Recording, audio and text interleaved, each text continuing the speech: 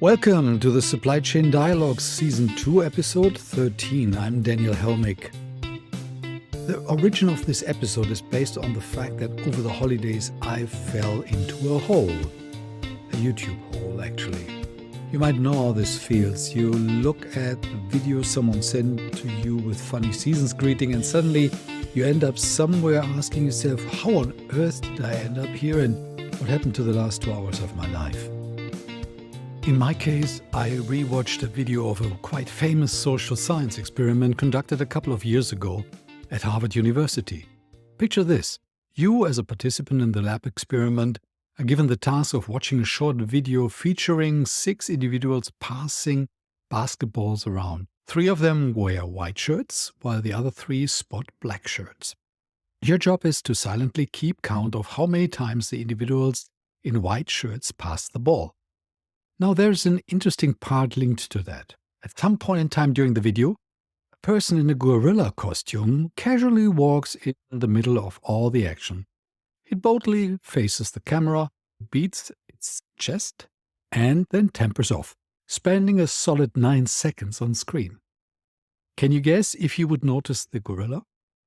If your intention tells you that the answer is a resounding yes, then you are certainly not alone. It seems like such an obvious thing to spot, right? However, there is a twist. It turned out that a whopping 50% of participants who watched the video and focused on counting the passes completely missed the gorilla. It was almost as if the gorilla became invisible to them. This intriguing experiment tells us 2 things. First, we often overlook a significant amount of what happened around us, and second, we often are unaware of just how much we missed. My AI-generated co-host voice for the show, Amy, will explain the impact of this experiment.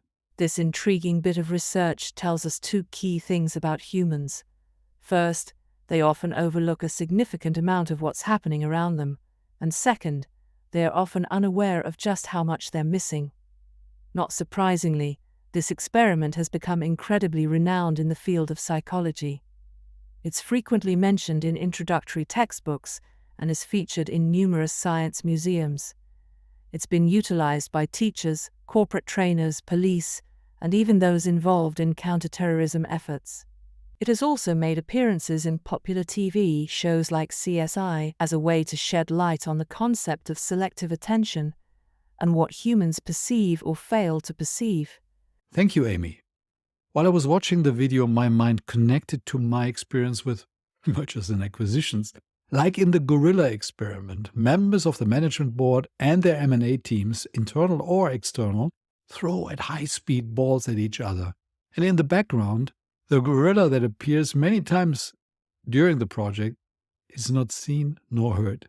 Changes in revenue, margins, or profit dips or peaks, customer pattern changes, growth, or the lack of, are often directly related to the 600-pound gorilla in the picture that no one actually sees.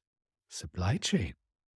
It struck me how few companies I dealt with that went through M&As saw the gorilla, which is linked to about 80% of what normally entails a company's value add. There, again, supply chain.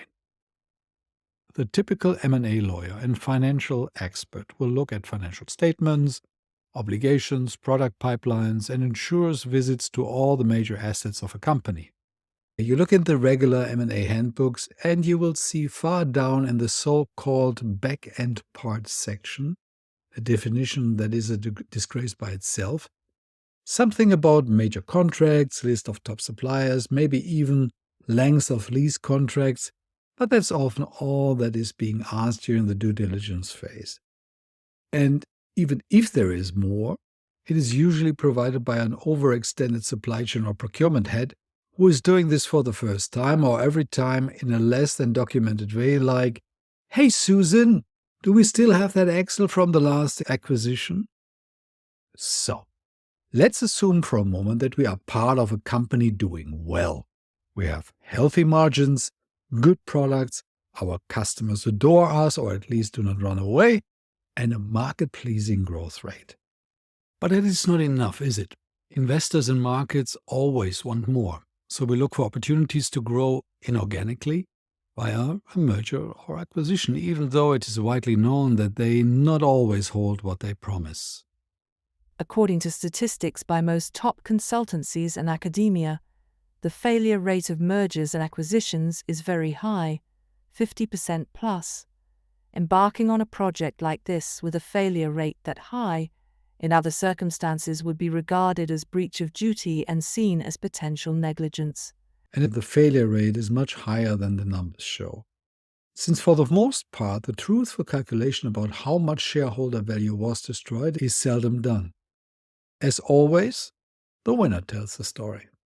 Often, synergy's objectives do not come to full fruition, but the CEO and the responsible board members are mostly still in their seats and unwilling to give into a more realistic look. I've been part of about 30 plus mergers and acquisitions, and I could observe firsthand many more with the suppliers we dealt with. I can confidently say that the shadow rate of M&As that miss their area objectives defined by the shareholders and supervisory boards is very high. Interestingly, even if most synergy objectives fail, procurement overachieves if the integration is managed correctly. Cost of goods sold will go down for either the acquired or sometimes as well the buying company, leading to higher margins.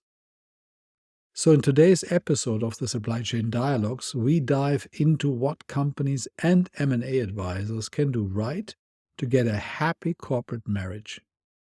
We divide the topic into the three natural subsequent pieces of any M&A: preparation, due diligence, and integration. Let me make it real and create a scenario most of us are part of. There is a reasonable likelihood of an acquisition, and you have signed already an NDA to get the ins and outs of the project that is being discussed in the management board. Either your internal M&A team alone or with an external advisory have started to prepare the needed materials, set up roles and responsibilities, objectives, and action items. So the first step for you is to get a separate section in the M&A workbook for third-party supply. Most M&A handbooks and so-called experts combine manufacturing with the supply chain and call the whole thing back-end. Big mistake. It is waving the dog with its tail. In most manufacturing companies, as I said, value add generated in the internal process is about 10 to 20%. The rest, in today's networked and often overextended value chains, comes from outside the company. So let's start with the preparation phase or pre-diligence, taking into consideration supply chain. Here are 3 of the 10 questions the supply chain expert will look for in the preparation phase, which can be crucial in spawning the gorilla. At this early stage, the acquisition target, if open to the idea of an M&A, will be asked to provide some rudimentary information to get a first feel whether or not this should be taken forward. Any of the answers can raise red flags for an M&A activity. My point is that even in this early stage, the gorilla should be made visible with these questions. 3 of them we will highlight. List the top suppliers for product and service categories, covering 80% of external spending. It does not matter whether the spend is managed by procurement or not at this stage. This will provide you with a couple of things. First, does the M&A target company have its numbers under control? Several times in my career, the targets had the numbers not readily available and had to painstakingly put them together in a newly created extra sheet. Big red flag. It is, however, an opportunity if they have been growing so fast that material cost was not an issue. Oh, lucky ones. Here there are still sharks lurking potentially in the water, but a good procurement team can get rid of them and deliver significant margin improvements via professional practices. Now, we would ask for Disclose any pending recalls, claims, and supplier litigation. what if a supplier contests the IP for one of the best running products of the to-be acquired company? What if significant recalls or claims are pending due to material quality issues? I know of one company that nearly went bankrupt since it did not do the due diligence about customer health impacting ingredients in their new acquired products. Can you imagine the backlash by shareholders and customers? Nearly the whole leadership team in the management board had to go. Are there any supplier agreements in direct and indirect procurement and/or real estate with contractual lengths of over 3 years? In the early days of most companies, when there is little differentiation of roles and responsibilities and checks and balances are available on paper, but not necessarily in real life, decisions are taken by enthusiastic local or business leaders that can hurt a company later for the next 10 to 20 years. I remember very well an acquisition where this particular question was not asked, and we were suddenly stuck with a manufacturing complex that was leased for 20 years at exorbitant rates without any exit clause. The respective local presidents since retired and had, as it turned out, no real knowledge of how to do good real estate agreements, neither did the advising legal head. We paid millions to get out of the deal, impacting the synergies of the acquisition for years to come. In another M&A from a supplier of mine, they did not have information about hazardous materials dumped into the leased brownfield sites of their acquisition targets, leading to massive scandals later when a disgruntled employee of the acquired company leaked this fact to the press after the acquisition. These topics could have been priced into the deal or should have left the acquiring team running to the hills afraid of the gorilla they have seen, instead of wasting shareholders' money in the aftermath. But you have to let the procurement folks, assuming that they are capable, do their jobs early on and then listen closely to what they have to say, unless management is stuck in their confirmation bias of that M&A. Confirmation bias is a cognitive bias where individuals seek, interpret, and remember information that confirms their pre-existing beliefs or hypotheses, while disregarding or downplaying contradictory evidence. Essentially, people are naturally inclined to favor information that supports their perspectives and avoid information that challenges them, which can lead to skewed perceptions and reinforce existing biases. Besides the management board and CEO, confirmation bias can often be found in the M&A department in any external consultancies or advising banks. While it should not be the case, and they should be neutral, in reality, they are clearly interested in seeing this deal go through if they have done their diligence with their instruments and suggested an acquisition based on the availability of their data. Now again, here we talk about a bias that is called availability bias. Availability bias is a cognitive bias where people rely on readily available information or easily recalls from memory when making judgments or decisions. It often results in individuals overestimating the likelihood of events or risks that come to mind more quickly, leading to potential errors in decision-making by neglecting less vivid but equally relevant information. Like what the supply chain folks have to say? Okay, let's assume we have done the preparation phase and the information we got to this point is good enough to set up a data room and collect all the data needed to assess and eventually prepare the acquisition. By the way, when I talk about acquisition, the same holds true for most parts of a merger. So let's move on to the due diligence phase. Now, at this stage, the gloves are off. We now want detailed information and usually arrange meetings between the two parties on the functional level. This is stuff that the M&A experts know generally well how to do it. However, in most M&A handbooks, finance, sales, and manufacturing are the parties that meet in secret hotel rooms. But there is no room for the gorilla. So let's make sure that the supply chain folks also have their own little rooms to start grooming the ape. Too often, alignments that could have happened in a day take later weeks when the supply chains are left to their own devices in a data room environment. What a waste of time and resources. Now, in the due diligence phase, we have a lot of topics to cover concerning supply chains. The main areas are people and organizational setup, strategy, systems and processes, reporting, supply base, transportation, warehousing and logistics, financial processes like payment terms and hedging, third-party material and service quality, legal, and sustainability. And I'm still talking just supply chain. About 100 topics are vital in these 10 categories. Let us pick again just 3 and explain them a bit. In the category People and Organization Setup, Amy has picked 1. Provide procurement's organizational structure, including a complete headcount of strategic buyers. This has several implications. The simplest is that the M&A team might wrongly assume a high level of productivity if the headcount in the supply chain organization of the acquiring target is low.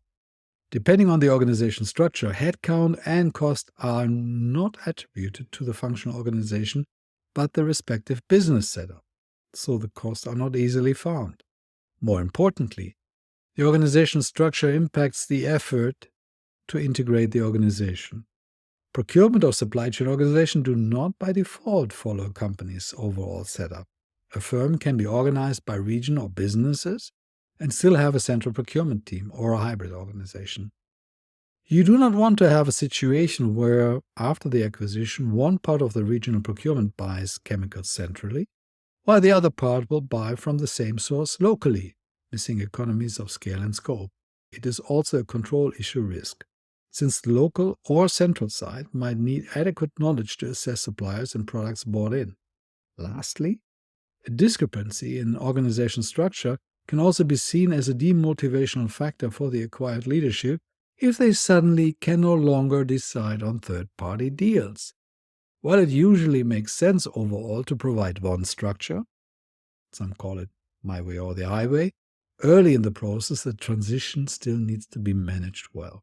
Too often, I've seen this needing to be addressed in M&A deals, leading to significant rows in the leadership team and lost opportunities for better margins. Next, let's head over to the supply-based topic. Please list all single-source suppliers with a spending volume of $1 million and more. Now you think this is a staple in any M&A project. And yes, most M&A experts will have heard that single sourcing is terrible. But is it though? And what is the right monetary threshold? And what if the list of single source suppliers is very small when provided in the data room? Can it be that the procurement organization of the target company does not even know? The latter is most probable in most situations. Now, is this a problem? It can be if the single source supplier has a contract based on a handshake. You find that funny? Well, let me tell you, in several acquisitions I was involved in during my career, the acquired company did not believe in supply contracts, but in good relationships with suppliers, calling them partners. When we then introduced professional procurement practices, including good quality control and contracts, single-source suppliers left us right, left, and center, since they were getting excellent profits from their former buyers and now had to face the reality of a normal competitive setup, leaving us little room to maneuver, since they could stop delivering from one day to the next in lieu of good contracts. In another case I know of, the single source agreement was with an external manufacturing service provider who could not work with the acquiring company based on other customer agreements due to exclusivity clauses. This supplier was manufacturing 3 of the 10 most profitable products of the acquired company. Finding a new supplier and getting the process and quality know-how to the level of the long-term prior supplier took 3 years. Years in which product quality deteriorated, customers voted with their feet, and the synergy effects assumed with the deal evaporated into thin air. So, last but not least, here's another good one to have in your back pocket. Do you have a hedging policy? What portion of the volume on key raw materials is being hedged, and over what time horizon?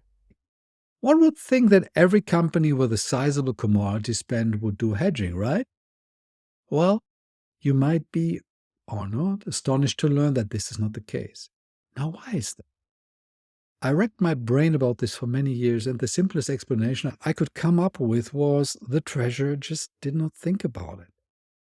Or just liked to do what treasurers usually do: keep the company liquid, maintain the contact with the banks, and hedge currency exposure. Getting involved in the hedging of commodities requires reaching out across the organization to operations or supply chains, oh my God, with less detailed information than you used to in the financial world. In other words, it is inconvenient and potentially error-prone. And this is correct. I remember a mighty procurement finance head of a major hardware manufacturing company who hedged metals wrongly in a year when it really mattered to the company. 2 months later, he was gone. When you plan to acquire a company with an immature hedging process for commodities, assessing the exposure and the opportunity can be huge. Exposure can exist due to potentially missing hedging paragraphs in the contracts with suppliers, which then show up in highly volatile cost and savings reporting of procurement, and the opportunity lies in getting raw material exposure managed better and risk-free by a professional treasury department. Overall, long-term, you do not make money off commodity hedging. You just take the risk of volatile margins out of your equation, similar like it is done on currency risks.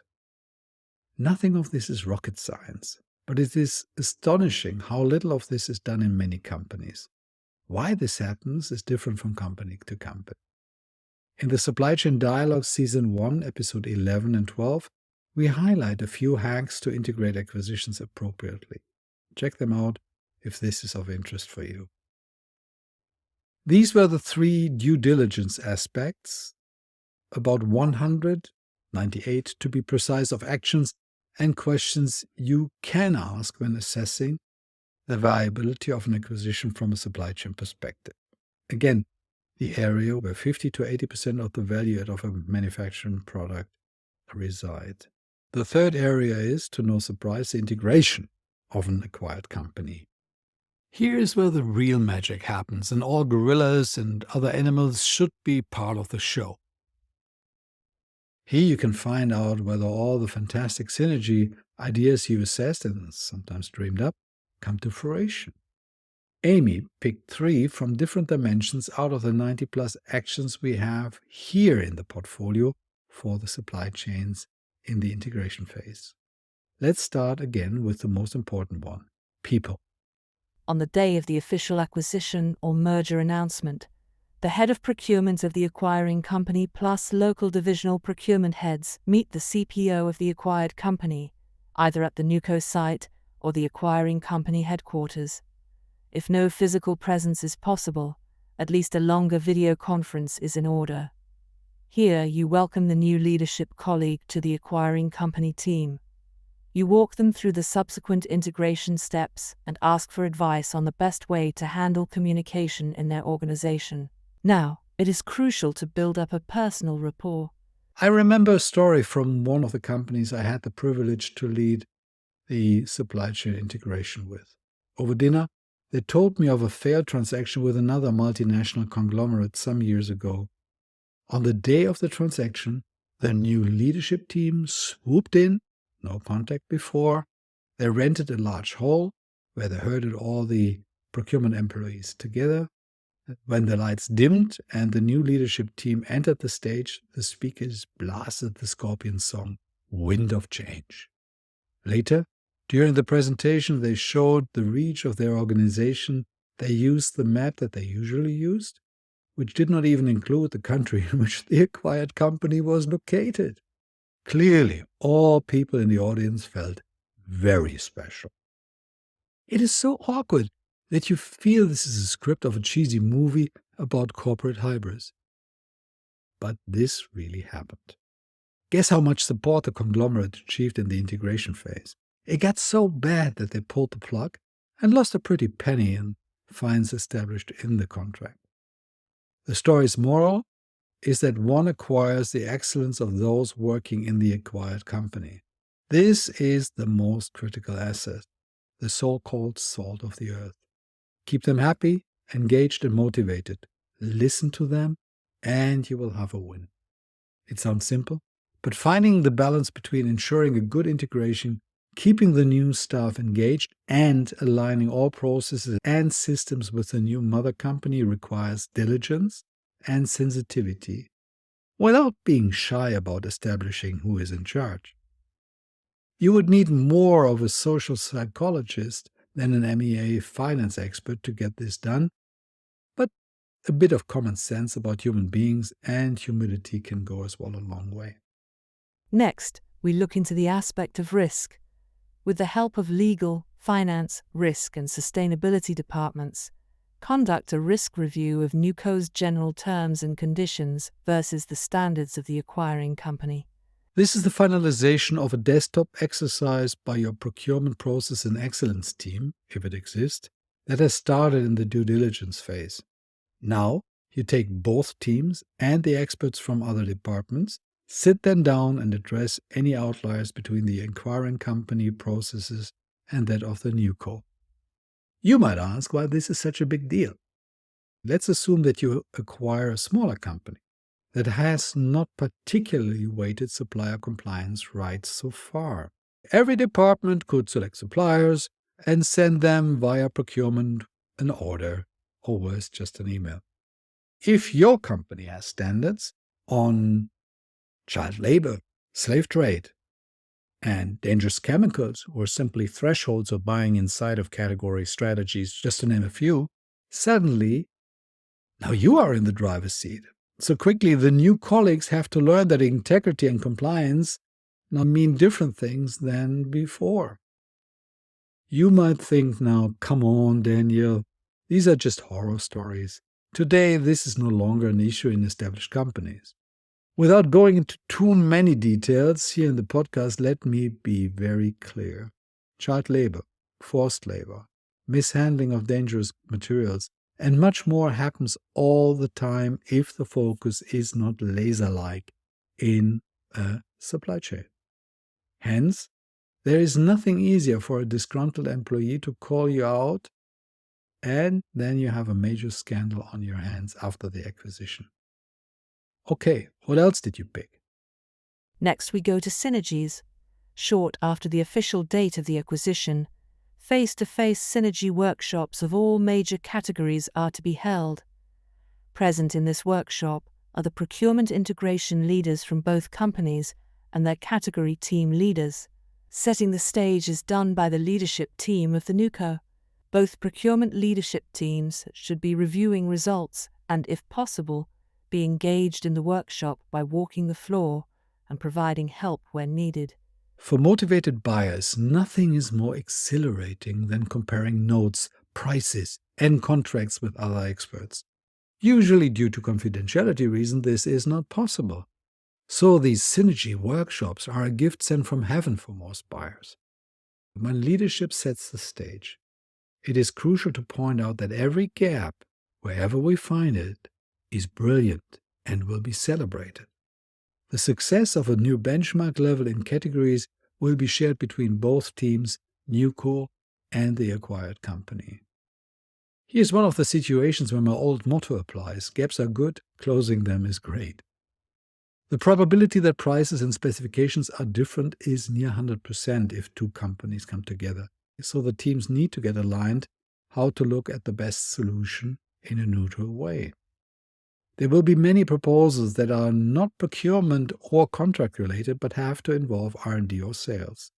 These should be bundled and then discussed with the top layers of the other departments, which were also part of the due diligence leadership team.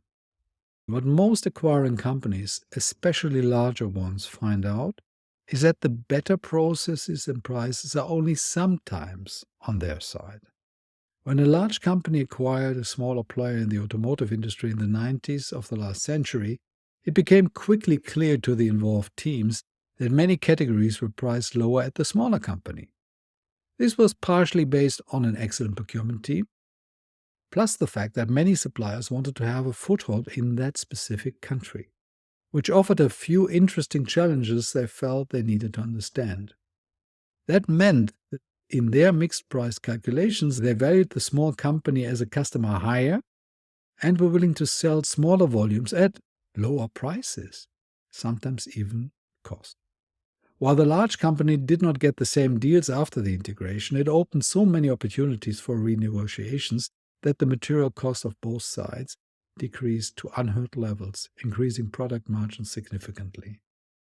As you can see, doing an M&A without a professional supply chain assessment borders on negligence. Therefore, it is astonishing that shareholders and institutional investors do not call the bluff much more in these kind of transactions. In summary, I know that the success rate of M&As is seriously improved if the supply chain due diligence is taken into account as a major part of any M&A project. Or in other words, see the gorilla and let the gorilla be your friend. When we do an episode like this without an interview partner, we cover a few unsung heroes. People that helped me in my career.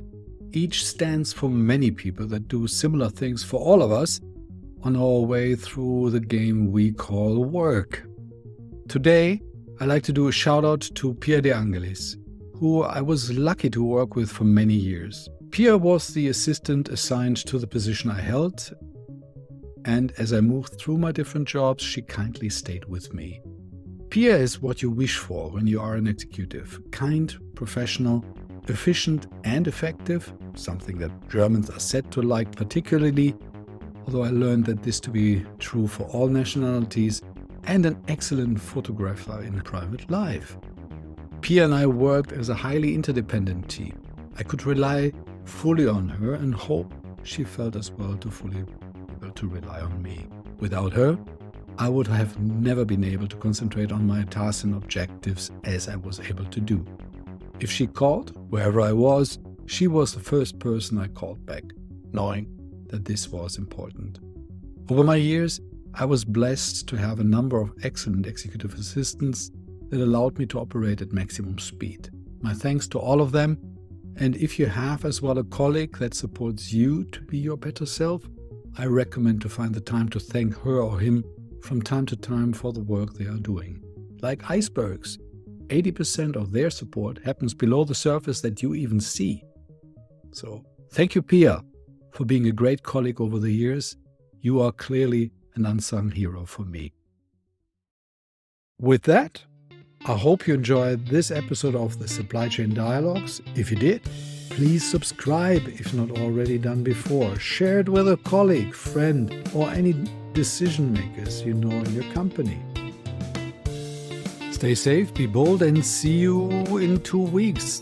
And watch out for gorillas. They are everywhere if we keep our minds open.